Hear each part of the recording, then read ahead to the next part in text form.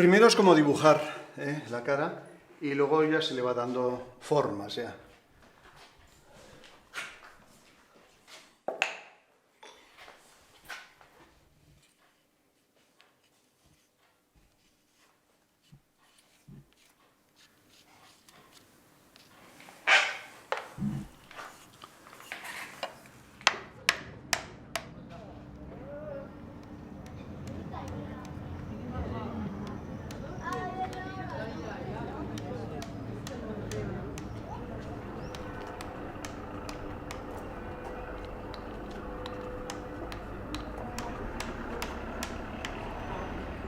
Encyclopédie de Diderot, 1752, lettre C, capot, cagot, singulier pluriel, histoire moderne. C'est ainsi, dit Marca, dans son Histoire du Béarn, qu'on appelle en cette province et dans quelques endroits de la Gascogne des familles qu'on prétend descendues des Visigoths, qui restèrent dans ces cantons après leur déroute générale. Il leur est défendu, sous les peines les plus sévères, de se mêler avec le reste des habitants. Ils sont charpentiers et ne peuvent s'armer que des instruments de leur métier. En 1460, les États de Béarn demandèrent à Gaston d'Orléans, prince de Navarre, qu'il leur fût défendu de marcher pieds nus dans les rues, sous peine de les avoir percés, et enjoint de porter le pied d'oie ou de canard sur leur habit. Et du coup, oui, comment vous avez entendu parler des cagots? Les cagots, je vois pas du tout ce que c'est en fait. Vous êtes du coin peut-être? Oui. D'accord. En fait, c'était une sorte de caste d'intouchables. C'était des gens qui vivaient dans les bois, qui pouvaient que travailler le bois. Il n'y avait pas, non, de... Non. Ok, bon, c'est pas grave. Désolée. Bonne journée. Ouais, bonne journée, au revoir. Au revoir. Comment vous avez entendu parler des cagots? Je suis béarnaise, donc dans le Béarn, vous avez dans les églises un endroit spécial où rentraient les cagots. Je n'ai pas vécu toujours en France, donc c'est au retour que je me suis intéressée à ça. Je pense que ils revenaient d'Espagne, je pense que ça devait être, enfin je sais pas, en réalité je sais pas trop, mais après ça a été les meilleurs charpentiers, c'est eux qui faisaient toutes les maisons.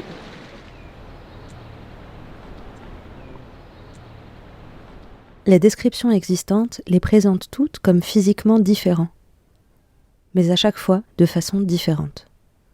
Tantôt blond aux yeux clairs, tantôt brun au teint olivâtre, grand ou au contraire très petit. Les quartiers et les bénitiers qui leur étaient réservés étaient signalés par des visages sculptés dans la pierre. Plus tard, sous la Troisième République, l'État détruisit ces traces.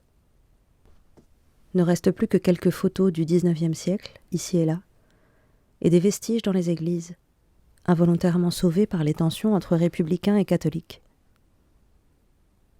Ne dit-on pas d'un peuple qui oublie son histoire, qu'il est condamné à la répéter? Il existe une image que l'on a d'eux, ou plutôt que l'on croit avoir d'eux. Impossible de ne pas en parler. Elle est partout, dans tout ce qui a trait au cagot. Que ce soit dans les articles de journaux, ou dans les premiers résultats de recherche internet. On était parti en reportage et notre but c'était de retrouver les cagots. Ça nous avait été présenté comme ça. C'était des nains qui vivaient dans le sud de la France, qui descendaient des Visigoths. Et on s'est mis à la recherche. Et puis, après avoir rencontré, surtout dans des curés de campagne qui nous ont guidés, et c'est comme ça qu'on a réussi à les retrouver dans un petit... eux par contre, ils nous avaient vraiment très très bien accueillis. Il n'y avait aucun problème, au contraire, ils étaient très fiers de pouvoir faire ceci. Vous voyez, avec les derniers cagots, dit votre article, Oui. et là, véritable Lilliputien, les 3 derniers cagots mènent à l'écart du village et du temps une vie d'agriculteur, ce qui n'est pas vrai. Ils n'étaient pas du tout à l'écart du village. Je vais vous montrer la maison. Pour nous, ce sont des gens issus de familles enfin des consanguins, parce que les familles s'étaient mariées depuis plusieurs générations entre cousins. 10 ans avant le reportage, Jacques Batin, de l'Académie nationale de médecine, ausculta les frères et la sœur Simondane. Pour lui, il souffrait de gointrisme, une maladie causée par le manque d'iode, autrefois très courant dans les montagnes. 160 ans plus tôt, en 1789, Ramon de Carbonnières, un savant parisien de passage dans la région, entendant parler des cagots et voyant pour la première fois des malades de gointrisme, assimila les deux. Avec le développement de la photo au XIXe siècle, beaucoup d'ethnologues photographièrent massivement ce qu'ils pensaient être les derniers cagots, modifiant durablement l'imaginaire collectif et laissant passer la seule occasion de documenter visuellement le phénomène.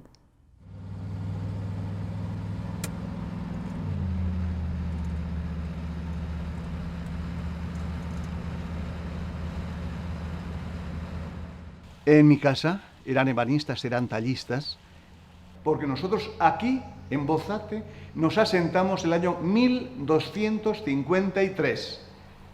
Nosotros somos los hombres del bosque. Hay diferentes nombres: capots, cagots, gaets, gafets, gesit, cacú, cascarot, oselier, gabash, agotes, mesillos, los patarinos, grisons, depende de la zona. Entonces, agotes es precisamente todo el País Vasco hasta el Bearne. Y es un poco la humillación de la gente que ha sido vencida. Bueno, soy Xavier Sanchotena Alsúa. Soy agote, escultor, poeta.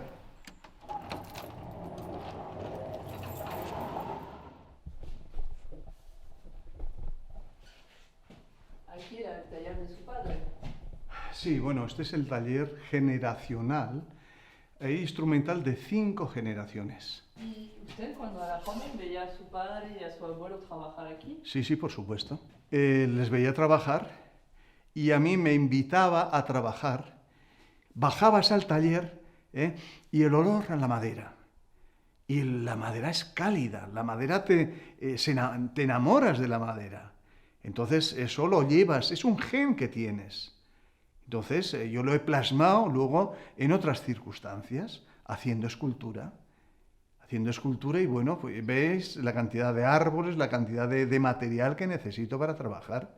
Y siempre es material no vivo, sino es material de derribo, material que la naturaleza la ha tumbado.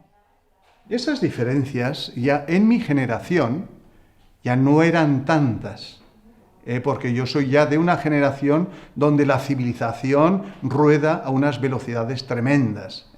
Entonces ya no hay tantas diferencias. En la época de la niñez notabas esas diferencias. Entonces, bueno, pues a mí me dio por salir, porque claro, aquí no te puedes anquilosar. Y uno que tiene ambición de superación, es cuando vas y te defines por otros lares. ¿Podríamos ver la cocina? Sí.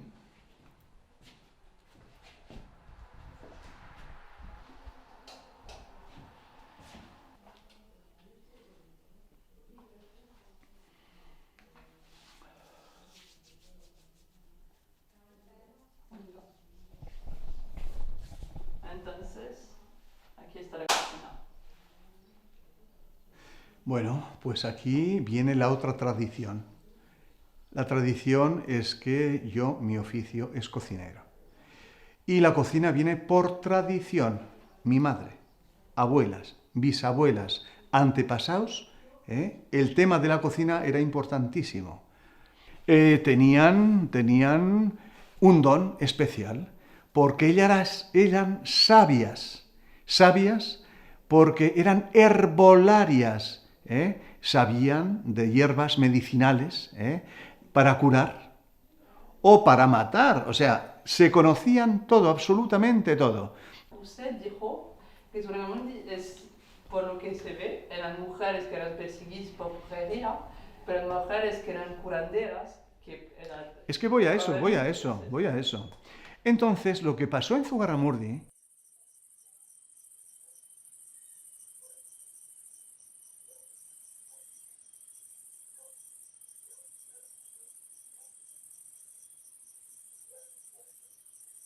las cogían a las señoras que decían que eran brujas, porque las brujas normalmente eran las herbolarias, y la principal, la que decían que era la reina de las brujas, Graciana de Barrenechea. Y a esa señora yo le he hecho una cabeza grande, porque era para mí un símbolo de lo que es una abuela. Pero da la circunstancia que los maridos de las 5 eran molineros o carpinteros. Por los oficios eran agotes.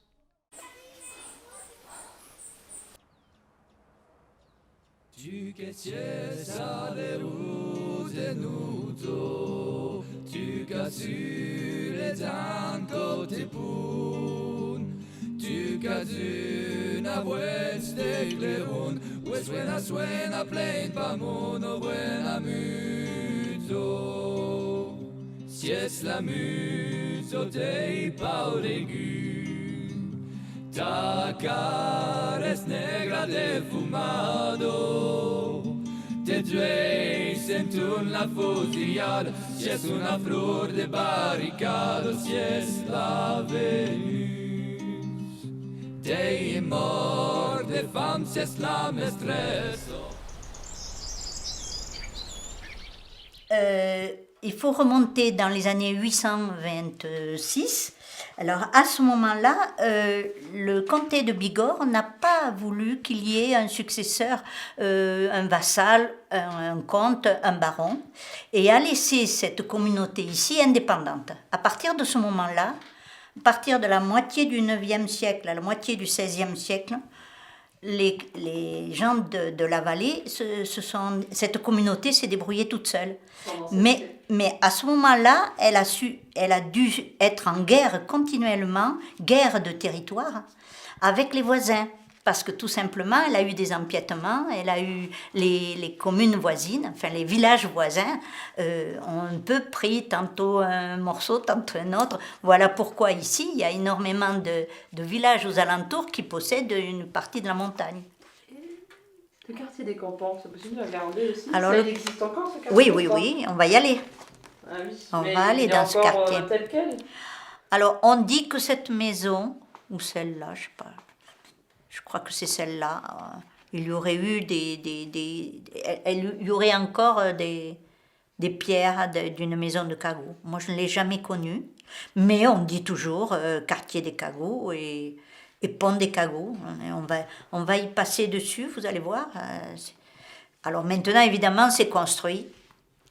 C'est pas du tout la même allure que là, mais on sait que c'était le quartier des Charpentiers. Et du coup, c'était à côté du fleuve, en zone inondable. C'est l'Adour, ça, hein. Ça, c'est l'Adour. C'est tout à fait l'Adour qui descend depuis...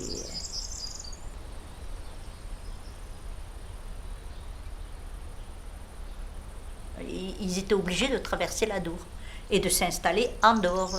Et puis, loin du village aussi, puisque... on ne les mélangeait pas, hein. C'était des gens qui venaient d'ailleurs, donc c'était l'étranger. Hein. Même si, pendant des siècles, ils sont restés là. Mais ça, on est sûr, vous êtes sûr que c'était des étrangers ou c'est une théorie locale? Ah, il devait y avoir des gens d'ici, puisque un Goitreux était déclaré Cagoux. Corisandre de Montléon ou le Béarn au XVe siècle. Écrit par Madame de Montpezat en 1867.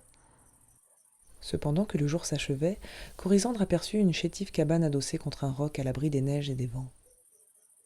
Corisandre s'élança gaiement vers la pauvre demeure, quand sur le seuil une voix de femme cria du dedans. « N'entrez pas, nous sommes Cagoux. » Corisandre fut frappé de l'extérieur de cette femme. Elle était encore jeune, de longues tresses tombaient sur ses épaules. Ses yeux étaient noirs, grands et pleins de feu. Les Cagots, d'où venaient-ils? On dit que c'étaient des Sarrasins, les débris de cette armée d'Abderrahman, qui, voulant rentrer en Espagne, trouvèrent les défilés de montagnes gardés et furent massacrés. Un petit nombre s'échappa, resta caché, puis fut toléré, avec plus de dégoût que jamais vaincu n'en put inspirer. Vous vous êtes égarée, noble dame. Voilà votre route. L'ermite vous servira de guide. Je ne vous trompe pas. J'ai tracé ce sentier pour rencontrer l'ermite parce qu'il me dit « Bonjour, Janina ». C'est le seul qui ait voulu savoir mon nom. Le seul qui ne m'appelle pas femme ou fille de Cagot.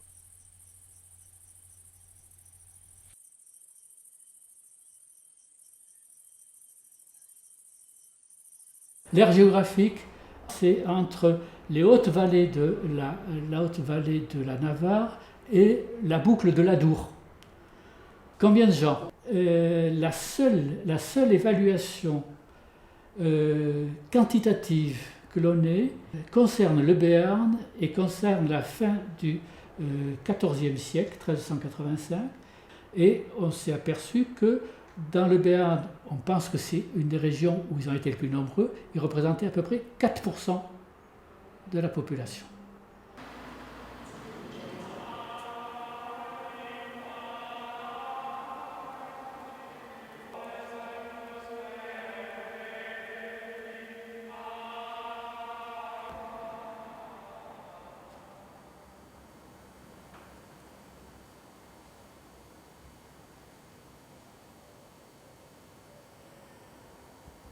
L'assimilation Cagot égale charpentier, égale travailleur du bois, elle est quasiment identitaire de ce phénomène.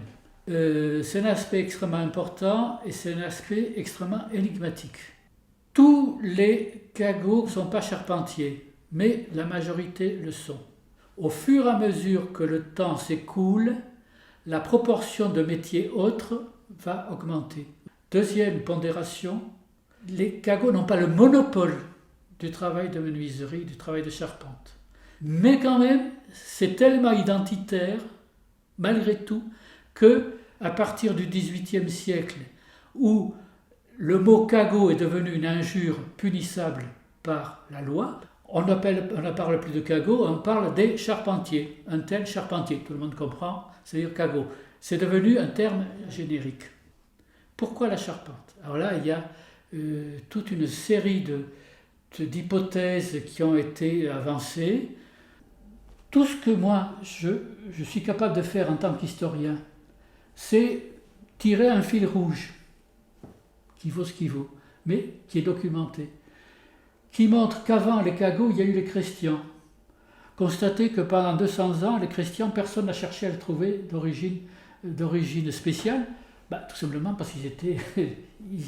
On n'avait pas besoin de chercher les origines parce qu'ils étaient d'origine locale, ils étaient locaux. Que ces chrétiens, il y a eu un moment au XIIIe siècle, et là c'est documenté, où ils étaient lépreux. Les chrétiens étaient des lépreux, qui étaient dans des léproseries.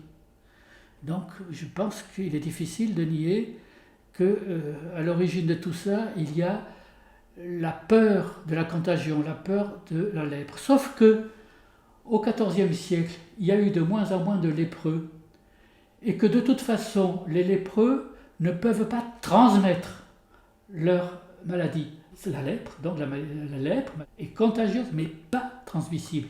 Et donc, à partir de moment... En fait, c'est que les gens qui ont la lèpre, ils ne peuvent pas avoir d'enfants. Ils ne peuvent pas avoir d'enfants et surtout, pas d'enfants, c'est rarissime et c'est absolument exclu de petits-enfants. Pas de descendance dans la longue durée possible pour les lépreux. Et donc, quand on a commencé à présenter des chrétiens, plus des Cagots, comme descendants de lépreux, c'est forcément faux.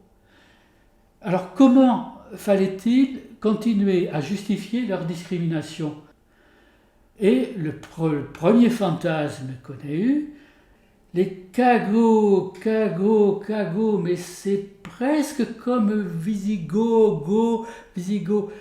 Autre fantasme, les Cathares, bien sûr. Les Cagots seraient les descendants de Cathares, c'est une autre thèse qui n'a strictement aucun fondement historique. Aucun. À côté de ça, notre grande explication est la suivante. Elle a été avancée par un préhistorien, il s'appelle Georges Laplace, et qui a dit, voilà, les Cagots, d'après moi, ce sont les descendants des peuples anciens, des peuples antérieurs au néolithique, les peuples premiers qui peuplaient la Gascogne et la Navarre, et qui ont vu un jour s'installer des sédentaires qui ont créé des villages et qui ont commencé à travailler et à vivre de l'agriculture.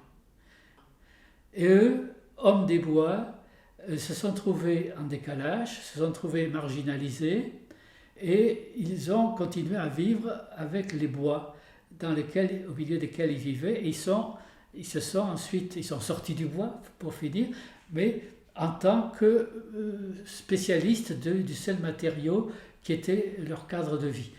Donc effectivement, il y a de très nombreuses thèses qui se sont succédées, et tout ça parce que il n'y a aucune explication rationnelle.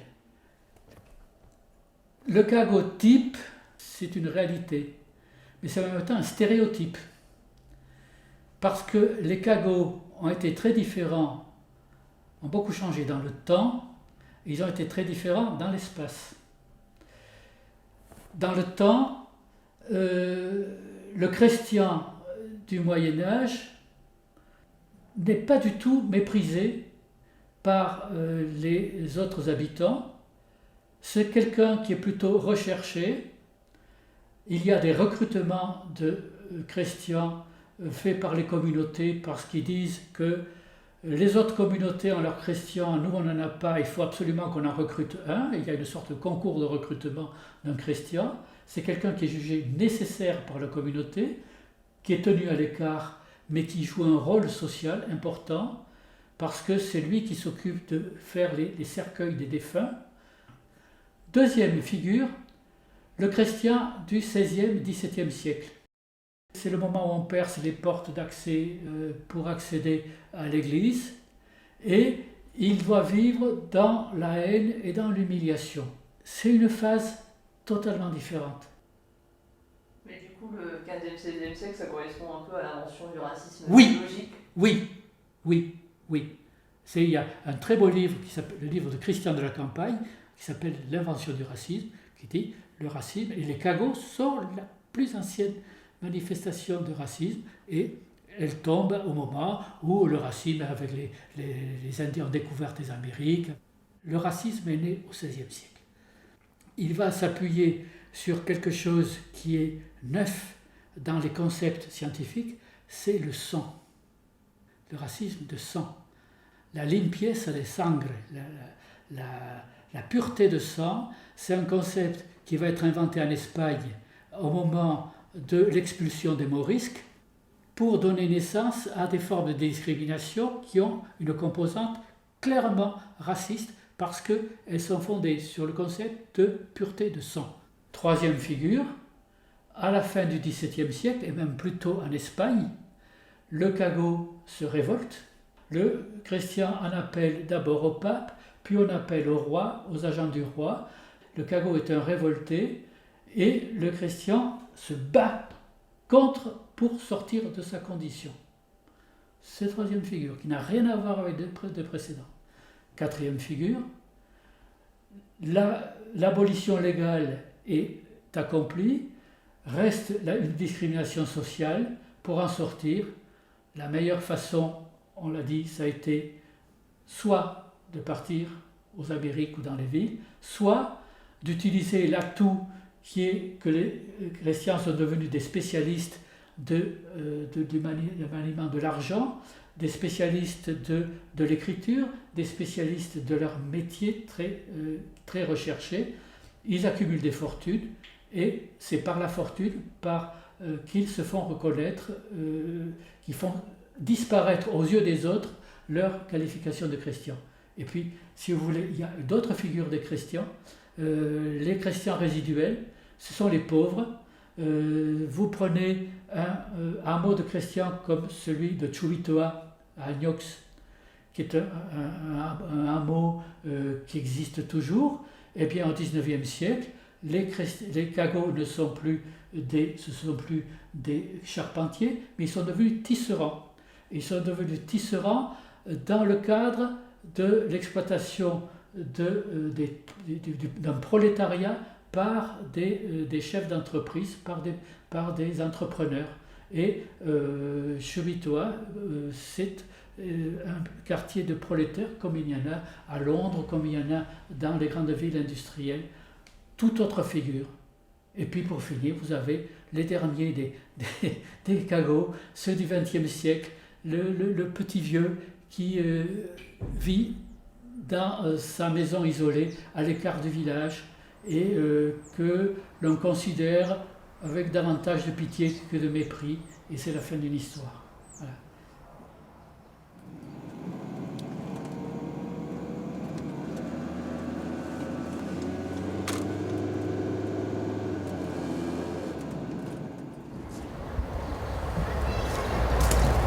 Donc ça, c'est le travail de votre fils? Ouais.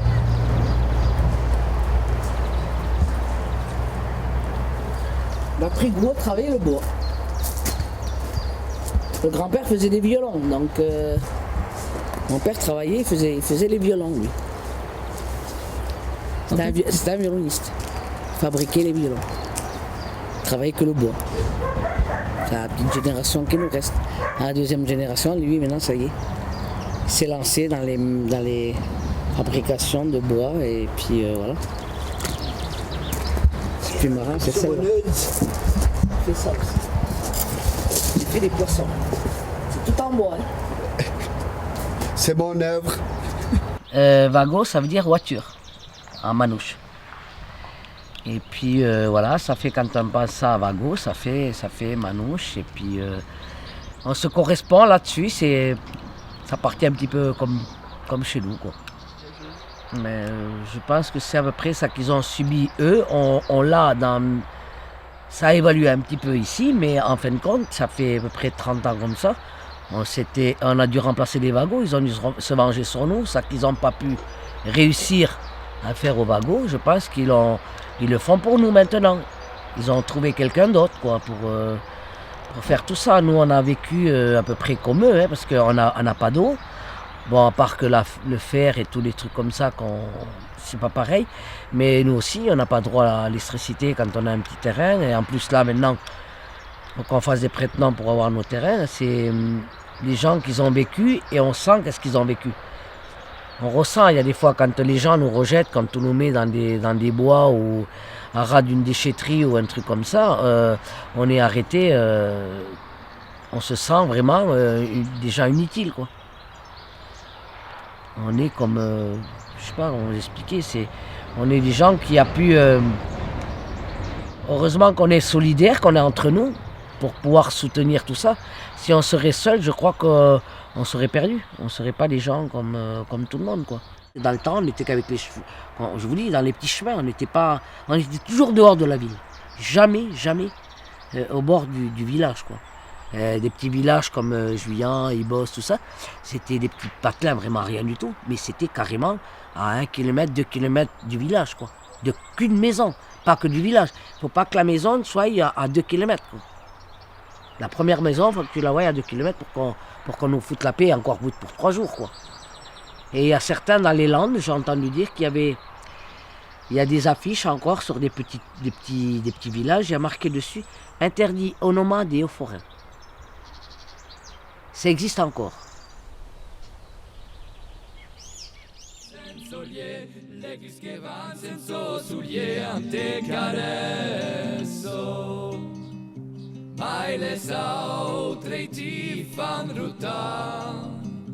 Legro cacande se famiglia le enemi della oparia car tu non tu o santo figlio es libertà o libertà como si es bello te brillan como duyan e cruz es cielo de tu mano